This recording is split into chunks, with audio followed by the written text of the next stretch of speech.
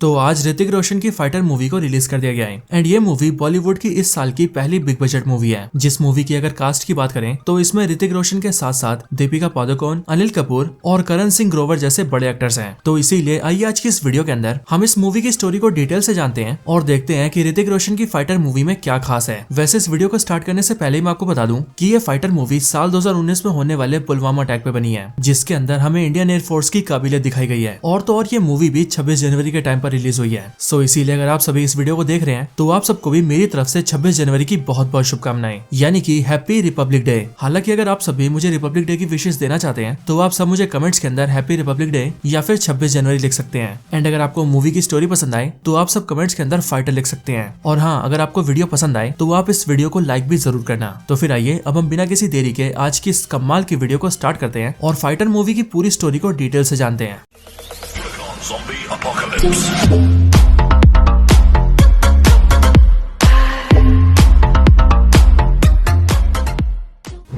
तो इस मूवी की स्टार्टिंग होती है हमारे दुश्मन देश पाकिस्तान से, जहां पर हम ये देखते हैं कि पाकिस्तान के अंदर जैश-ए-मोहम्मद नाम का एक टेररिस्ट ऑर्गेनाइजेशन होता है। एंड इसी ऑर्गेनाइजेशन के कई सारे टेररिस्ट इंडिया के खिलाफ एक बहुत ही बड़ा टेरर अटैक प्लान कर रहे होते हैं। एंड उनका ये प्लान होता है कि वो आतंकवादी हमला करके इंडिया को नुकसान पहुंचाए और हमारे कई सारे सोल्जर्स को मारे। एंड यहीं पर ही हम ये भी देखते हैं कि इन सारे आतंकवादियों का जो लीडर होता है वो एक बहुत ही खतरनाक आतंकवादी के साथ इस प्लान को अंजाम दे रहा होता है। एंड इस टेररिस्ट का नाम होता है अजहर अख्तर। इसके बाद सीन शिफ्ट होता है एंड देन हमें दिखाया जाता है हमारा देश इंडिया, और इंडिया के जम्मू एंड कश्मीर के अंदर हम श्रीनगर में एक एयरफोर्स बेस को देखते हैं जो बेस इंडियन एयरफोर्स का होता है। एंड यहीं पर ही हमारी मूवी के लीड एक्टर्स की एंट्री होती है, जहां पर सबसे लास्ट में एंट्री होती है ऋतिक रोशन की। यहीं पर ही हमें इन सब के बारे में इन्फॉर्मेशन मिलती है और हम ये जानते हैं कि ऋतिक रोशन का नाम शमशेर पठानिया है, जिसे शॉर्ट में पैटी कहते हैं। दीपिका पादुकोण का नाम मीनल है, जिसे शॉर्ट फॉर्म में मिनी कहते हैं। अनिल कपूर का नाम राकेश जय सिंह है, जिसे शॉर्ट फॉर्म में रॉकी कहते हैं। एंड करण सिंह ग्रोवर का नाम सरताज गिल है, जिसे शॉर्ट फॉर्म में ताज कहते हैं। एंड इसी तरह से यहाँ पर और भी कई सारे एयरफोर्स पायलट्स होते हैं और हमें ये पता लगता है कि ये सभी आपस में एक दूसरे को शॉर्ट नेम से बुलाते हैं। इसके बाद इन सबकी ब्रीफिंग होती है और इन सभी को एक जगह इकट्ठा किया जाता है, जहाँ पर हमें पता लगता है कि ऋतिक रोशन और उसके बाकी सारे साथियों की रैंकिंग स्क्वाड्रन लीडर की है। एंड अनिल कपूर इन सभी का कमांडिंग ऑफिसर है।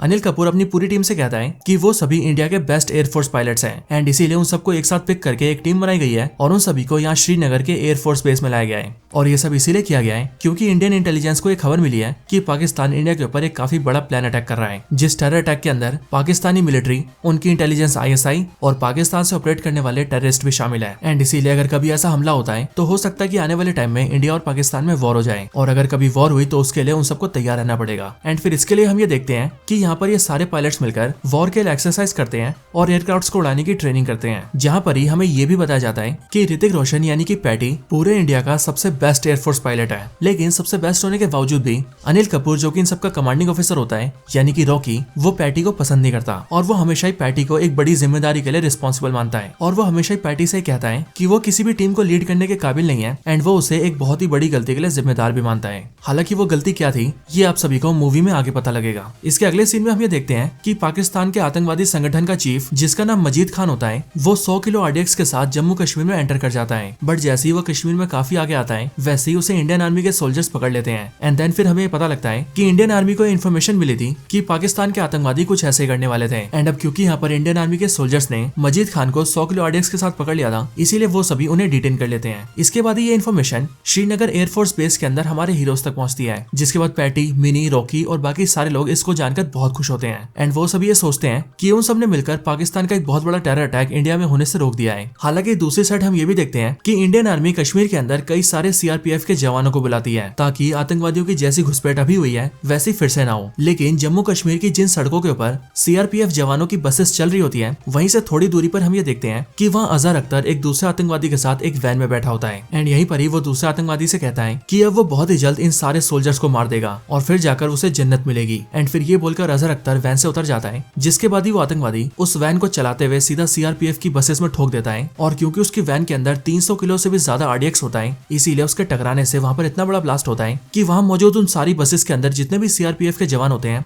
वो सभी एक ही झटके में मारे जाते हैं। इसके बाद जैसे इस ब्लास्ट की खबर सभी को मिलती है, वैसे एयरफोर्स के पायलट्स, जिनमें पैटी, मिनी, रॉकी और बाकी सभी शामिल होते हैं, वो उन सोल्जर्स की हेल्प के लिए जाते हैं। जहाँ पहुंचने के बाद उन्हें पता लगता है कि उन CRPF के सोल्जर्स में से 70 सोल्जर्स ऑन द स्पॉट मर गए थे और बाकी के 80 सोल्जर्स सीवियरली घायल है। जिसमें कुछ ने अपनी टांगे गवा दी हैं, कुछ ने अपने हाथ गवा दिए हैं और कुछ ने तो आंखें तक गवा दी हैं। इसके बाद हमारे हीरोज को बहुत गुस्सा आता है, लेकिन फिर वो सारे एयरफोर्स के पायलट्स अपने बेस में आकर ब्रीफिंग करते हैं और अपनी मीटिंग में इस बारे में डिस्कशन करते हैं, जहाँ पर वो सभी एक वीडियो भी देखते हैं जो वीडियो उन्हें पाकिस्तान के आतंकवादी संगठन ने भेजा होता है। एंड ये वीडियो उसी आतंकवादी का होता है जिस आतंकवादी ने वैन के जरिए सीआरपीएफ के जवानों को मारा था। एंड वो आतंकवादी वीडियो के अंदर बोल रहा होता है कि वो उन सभी हिंदुस्तानी जवानों को मारकर जन्नत जाएगा। यहीं पर ही रॉकी एक रॉ एजेंट को भी बुलाता है जिस रॉ एजेंट ने बुर्खा पहना होता है। एंड वो एजेंट सभी से कहता है कि वो अपनी आइडेंटिटी किसी को नहीं दिखा सकता क्योंकि वो एक एजेंट है, लेकिन वो उनके लिए इंटेलिजेंस लाया है। वो पैटी, रॉकी और उनके सारे साथियों से कहता है कि असल में ये पूरा प्लान जैश ए मोहम्मद का ही था, यानी कि पाकिस्तान के आतंकवादी संगठन का। और इससे पहले उनका जो चीफ मजीद खान 100 किलो आरडीएक्स के साथ कश्मीर में पकड़ा गया था, वो असल में इनके प्लान का हिस्सा था, जिसका मतलब इनका प्लान हमेशा से ही सीआरपीएफ के सोल्जर्स ही थे। एंड अनफॉर्चुनेटली वो लोग अपने प्लान में कामयाब हो गए हैं। इसके साथ ही वो रॉ एजेंट सभी एयरफोर्स पायलट्स को ये भी बताता है कि असल में इन सभी का मास्टरमाइंड अजहर अख्तर है, जो कि एक बहुत ही बड़ा टेररिस्ट है एंड वो अभी पाकिस्तान से ऑपरेट करता है। एंड अब तक जो भी कुछ हुआ है वो सब कुछ उसी का प्लान था। एंड इससे पहले भी वो कुछ छोटे मोटे अटैक्स कर चुका है, बट आज तक वो कभी भी पकड़ा नहीं गया है। इन सारी खबरों को सुनकर पैटी और उसके सारे साथियों को बहुत गुस्सा आता है। एंड फिर इसीलिए इंडियन एयरफोर्स ये तय करती है कि उन्हें इसका जवाब देना ही होगा। इसके लिए commanding officer Rocky squadron leader Patty को दिल्ली भेजता है, जिसके बाद पैटी दिल्ली आता है और वहाँ पर नेशनल सिक्योरिटी एडवाइजर की मीटिंग अटेंड करता है, जहाँ पर पैटी सभी के साथ मिलकर ये प्लान बनाता है कि इंडिया को अपना बदला लेना ही चाहिए। एंड फिर इसी के लिए उस मीटिंग में इंट्रोड्यूस किया जाता है कि इस बार इंडिया पाकिस्तान के आतंकवादियों के ऊपर एयर स्ट्राइक करेगा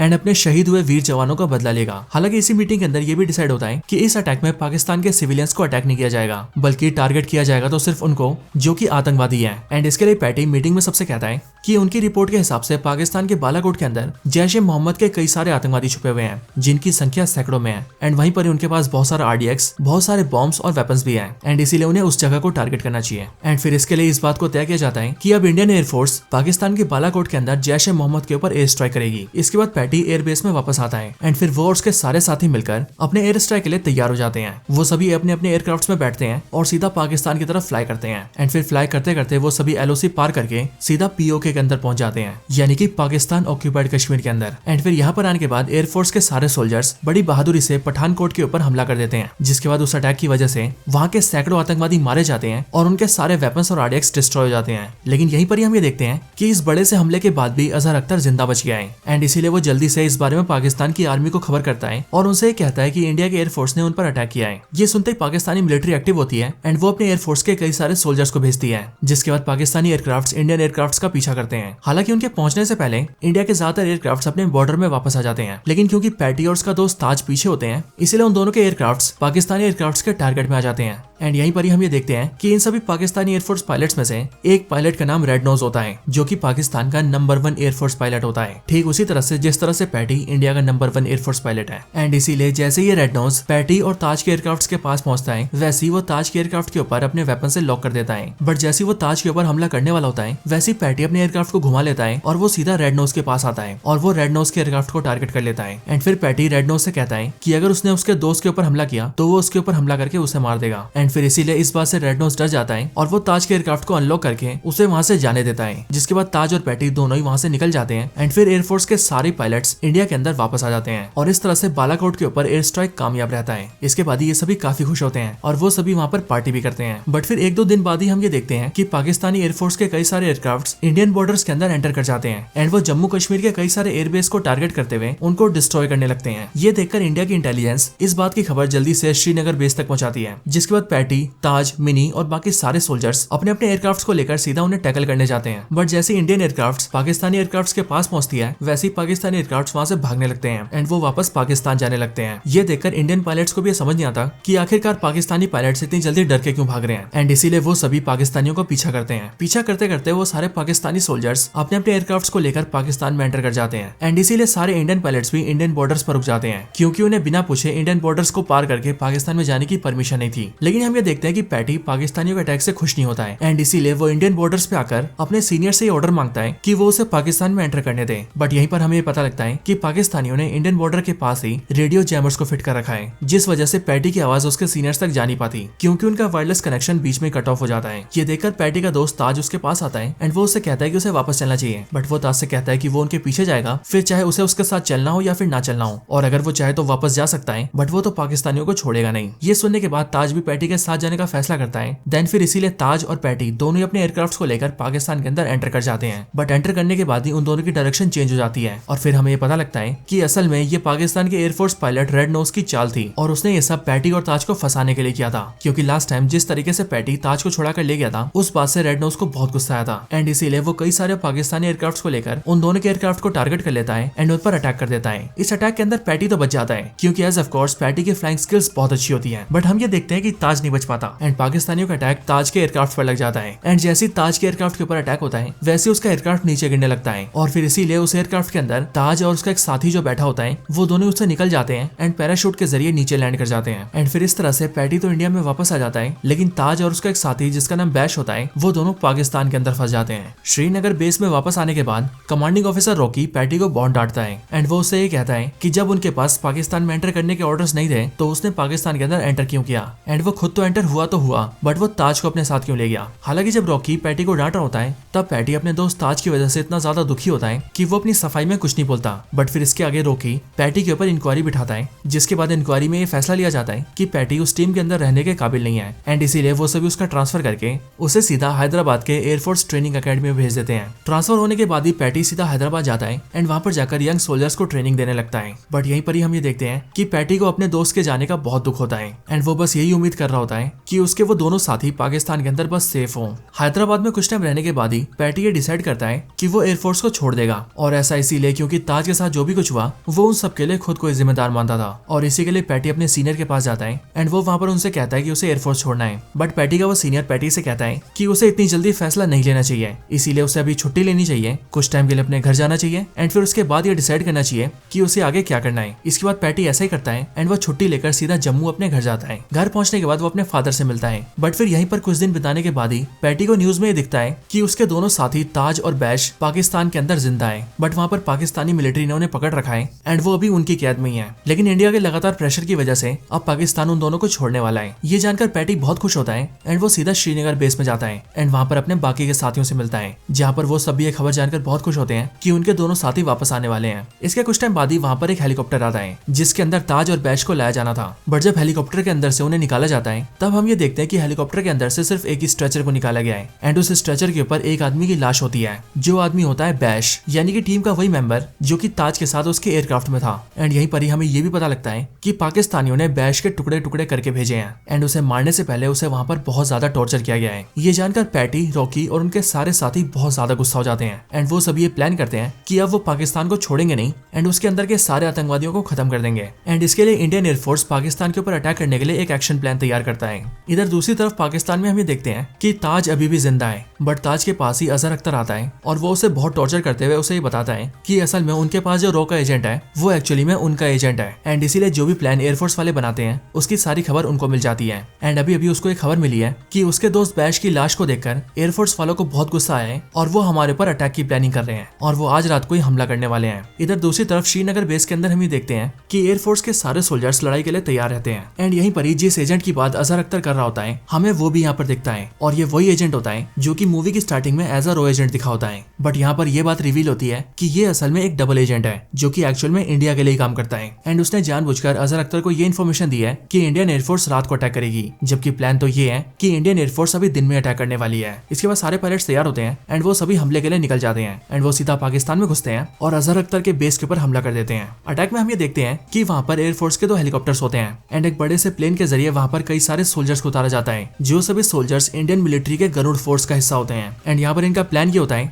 कि ये सारे गरुड़ सोल्जर्स पाकिस्तान के आतंकवादियों को मारेंगे, देन वो सभी वहाँ पर ताज को बचाएंगे, उसे हेलीकॉप्टर में डालेंगे एंड फिर वो दोनों हेलीकॉप्टर लेकर वहाँ से निकल जाएंगे। बट असल में जब वो लोग वहाँ पर अटैक करते हैं तब पहले तो इंडियन फोर्सेज उनके ऊपर भारी पड़ती है, लेकिन फिर तभी हम ये देखते हैं कि अजहर अख्तर वहाँ पर एक मिसाइल लॉन्चर ले आता है एंड वो एक हेलीकॉप्टर को ब्लास्ट कर देता है और बहुत सारे इंडियन सोल्जर्स को मार भी देता है। हालांकि इस दौरान वो लोग ताज को बचा लेते हैं, जिसके बाद दीपिका यानी कि मिनी ताज को अपने हेलीकॉप्टर में डाल देती है। बट तभी वहाँ पर पाकिस्तानी सोल्जर्स भी आ जाते हैं और वो एयरक्राफ्ट के जरिए वहाँ पर उन पर फायरिंग करने लगते हैं ताकि वो लोग उन्हें भी खत्म कर दें। वायरलेस के जरिए जैसे ये न्यूज श्रीनगर एयरबेस तक आती है वैसे वो सब ये डिसाइड करते हैं कि वो उनके पीछे और बैकअप भेजेंगे। बट तभी हम ये देखते हैं कि पैटी जल्दी से जाता है और वो एक एयरक्राफ्ट के अंदर बैठ जाता है एंड वो अपने सीनियर से परमिशन मांगता है कि वो लोग उसे जाने दें। इसके लिए वहाँ के सीनियर्स उसे मना कर देते हैं एंड वो उससे कहते हैं कि वो नहीं जा सकता। बट फिर तभी अनिल कपूर यानी कि रॉकी उनसे कहता है कि प्लीज उसे जाने दिया जाए एंड इस बार उसके साथ वो भी जाएगा एंड वो सभी को को भरोसा दिलाता है कि वो दोनों मिलकर अपने सोल्जर्स को बचा लेंगे और ताज को सक्सेसफुली वहां से बाहर निकालेंगे। इसके बाद पैटी और रॉकी अपने एयरक्राफ्ट में बैठते हैं एंड वो सीधा पाकिस्तान के अंदर जाते हैं। बट वहां पर आते हैं उनका सामना रेड नोज से होता है, यानी कि पाकिस्तान का वही पायलट जो कि वहां का सबसे बेस्ट एयरफोर्स पायलट है। हालांकि इस फाइट के अंदर पहले रेड नोज उनके ऊपर भारी पड़ता है और वो पैटी के एयरक्राफ्ट के ऊपर कई सारे डैमेज भी कर देता है, लेकिन फिर पैटी अपने दिमाग और बहादुरी का इस्तेमाल करता है एंड वो अपने एयरक्राफ्ट को सीधा रेड नोज के एयरक्राफ्ट से ब्लास्ट करवा देता है। एंड ब्लास्ट के ठीक पहले वो रॉकी को लेकर वहां से निकल जाता है एंड पैराशूट के जरिए नीचे लैंड कर जाता है एंड इस तरह से वो रेड नोज को मार देता है और फिर वो दोनों सीधा अपने साथियों की हेल्प करे जाते हैं। वहां पर आते ही पैटी अजहर अख्तर को मारता है और फिर उसे बहुत बुरी तरह से बीट करके वो उसे गाड़ी से बांध देता है एंड गाड़ी को चलाकर छोड़ देता है, जिसके बाद गाड़ी के टकराने से वहां पर ब्लास्ट होता है एंड अजहर अख्तर मारा जाता है एंड पैटी के बाकी साथी अजहर अख्तर के दूसरे आतंकवादियों को भी ढेर कर देते हैं, जिसके बाद उन सभी आतंकवादियों को मारकर इंडिया के वो सारे सोल्जर्स इंडिया में वापस आ जाते हैं। एंड फिर यहाँ इंडिया में आने के बाद सभी ताज को देखकर भी बहुत खुश होते हैं और फिर यहीं पर ही रॉकी पैटी से माफी भी मांगता है। असल में यहाँ पर हमें पता लगता है कि रॉकी की एक छोटी बहन थी जिसका नाम था नैना एंड वो भी एयरफोर्स की पायलट थी और वो 3 साल पहले पैटी की टीम में थी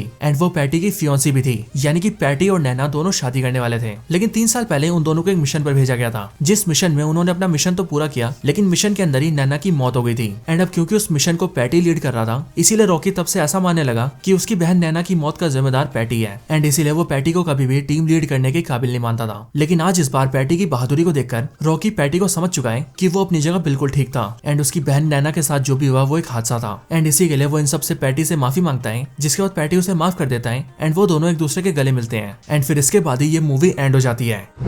तो दोस्तों यही थी वीडियो फाइटर मूवी की स्टोरी के ऊपर। आप सभी को मूवी की स्टोरी कैसी लगी मुझे कमेंट्स के अंदर जरूर बताएं। अगर आपको मूवी की कहानी पसंद आई हो तो इस मूवी के लिए एक जय हिंद तो बनता है। और हाँ, मेरे और मेरे चैनल की तरफ से आप सभी को एक बार फिर से 26 जनवरी की बहुत बहुत बधाई, यानी कि हैप्पी रिपब्लिक डे। आप सभी अगर मुझे विश करना चाहते हैं तो कमेंट्स के अंदर कर सकते हैं। कमेंट्स के अंदर हैप्पी रिपब्लिक डे, 26 जनवरी या फिर जय हिंद जरूर लिखें। मुझे आपके कमेंट्स को देखकर बहुत खुशी होगी। और हाँ, वीडियो पसंद आई हो तो लाइक जरूर करें। बाकी ऐसी वीडियो और देखने के लिए हमारे चैनल को चेकआउट भी जरूर करें। तो बस आज की इस वीडियो में इतना ही। वीडियो को यहीं पर एंड करते हैं। वीडियो पसंद आई हो तो लाइक करें, चैनल को सब्सक्राइब नहीं किया तो अभी कभी सब्सक्राइब करें, वीडियो को शेयर करना चाहते हैं तो ज्यादा से ज्यादा शेयर करें एंड आप सभी इसी तरह से हंसते और मुस्कुराते रहें। मैं मिलता हूं आपसे ऐसे किसी और बेहतरीन वीडियो में, तब तक के लिए गुड बाय।